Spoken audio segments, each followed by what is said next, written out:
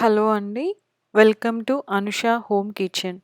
ఈరోజు రెసిపీ వచ్చేసి అల్లం చట్నీ. ఈ చట్నీ ఇడ్లీ, దోస, పెసరట్టు ఏ టిఫిన్‌లోకైనా చాలా రుచిగా ఉంటుంది. నేను ఈ చట్నీని సంవత్సరం పాటు నిల్వ ఉండేలా, టేస్ట్ అలాగే ఉండేలా ఎలా ప్రిపేర్ చేయాలో చూపిస్తాను. ముందుగా 200 గ్రామ్స్ ఫ్రెష్ అల్లం తీసుకొని స్కిన్ పీల్ చేసి నీట్‌గా వాష్ చేసుకోవాలి. వాష్ చేశాక ఒక ఫ్రెష్ క్లాత్‌తో వాటర్ లేకుండా పీసెస్‌ని తుడుచుకోవాలి. ఇప్పుడు ఈ అల్లంని చిన్న చిన్న ముక్కలుగా కట్ చేసుకొని రాత్రంతా ఆరనివ్వాలి. లేదా మినిమమ్ 8 అవర్స్ అయినా వాటర్ లేకుండా ఈ విధంగా డ్రై అవ్వనివ్వాలి. ఇప్పుడు అల్లం చట్నీ ఎలా ప్రిపేర్ చేయాలో చూద్దాం.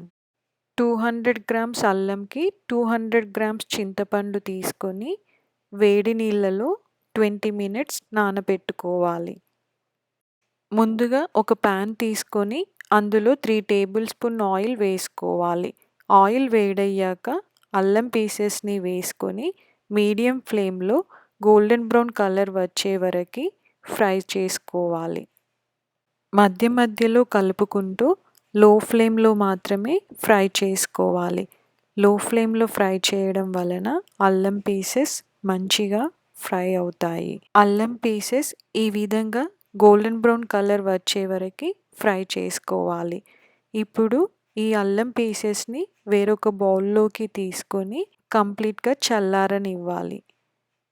ఇదే ప్యాన్లో తాలింపుకి 3 టేబుల్ స్పూన్ ఆయిల్ వేసుకొని ఆయిల్ వేడయ్యాక 1/2 టేబుల్ స్పూన్ ఆవాలు, 1 టేబుల్ స్పూన్ శనగపప్పు, 1 టేబుల్ స్పూన్ మినప్పప్పు, 1/4 టేబుల్ స్పూన్ మెంతులు, ఎండుమిరపకాయలు 6 వేసుకొని లో ఫ్లేమ్లో గోల్డెన్ బ్రౌన్ కలర్ వచ్చే వరకు ఫ్రై చేసుకోవాలి.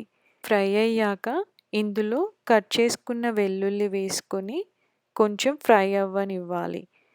ఆ తర్వాత ఇది పక్కన పెట్టుకొని చల్లారనివ్వాలి. ఇప్పుడు 20 మినిట్స్ నానబెట్టుకున్న చింతపండుని బాగా స్క్వీజ్ చేసి పల్ప్ని తీసేసుకోవాలి. ఈ విధంగా పల్ప్ని బాగా స్క్వీజ్ చేసి తీసేసుకున్న తర్వాత చింతపండు ప్యూరీని పక్కన పెట్టుకోవాలి. ఇప్పుడు వీటన్నిటిని ఒకదాని తర్వాత ఒకటి గ్రైండ్ చేసుకోవాలి. ముందుగా అల్లంని మిక్సీ జారీలో వేసుకొని మెత్తని పేస్ట్గా గ్రైండ్ చేసుకోవాలి. అల్లం ఈ విధంగా మెత్తగా గ్రైండ్ చేసుకున్న తర్వాత ఇందులో చింతపండు ప్యూరీని వేసుకొని మెత్తని పేస్ట్లా గ్రైండ్ చేసుకోవాలి. ఆ తర్వాత ఇందులో 200 గ్రామ్స్ కారం పొడి, మీకు టేస్ట్‌కి సరిపడే అంత ఉప్పు వేసుకోవాలి. ఇందులోనే 1 టేబుల్ స్పూన్ జీలకర్ర మెంతుల పౌడర్ వేసుకొని మెత్తని పేస్ట్‌గా గ్రైండ్ చేసుకోవాలి. ఇప్పుడు చివర్లో 350 గ్రామ్స్ బెల్లంని వేసుకొని మెత్తని పేస్ట్‌లా గ్రైండ్ చేసుకోవాలి. గ్రైండ్ చేశాక ఉప్పు, కారం సరిపోయిందా చెక్ చేసుకొని వేరొక బౌల్లోకి సర్వ్ చేసుకోవాలి. అల్లం చట్నీ చూడ్డానికి చాలా కలర్ఫుల్గా, టేస్టీగా ఉంది కదా! ఈ అల్లం చట్నీ 1 ఇయర్ వరకు నిల్వ ఉంటుంది. 3 మంత్స్ వరకు బయట ఉంచుకోవచ్చు. ఆ తర్వాత ఫ్రిడ్జ్లో స్టోర్ చేసుకొని పెట్టుకోవాలి. ఫస్ట్ ఏ టేస్ట్‌తో ఉందో 1 ఇయర్ వరకు అదే టేస్ట్‌తో చాలా రుచిగా ఉంటుంది. మనం ఫస్ట్‌లో తాలింపు చేసి పెట్టుకున్నది ఇందులో వేసుకొని కలుపుకోవాలి. ఈ అల్లం చట్నీ ఇడ్లీ, దోస, పెసరట్టు ఏ టిఫిన్‌లోకైనా చాలా టేస్టీగా ఉంటుంది.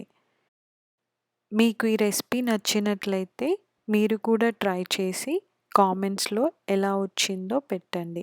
Please like, share and subscribe to my channel for more videos. Thank you for watching this video.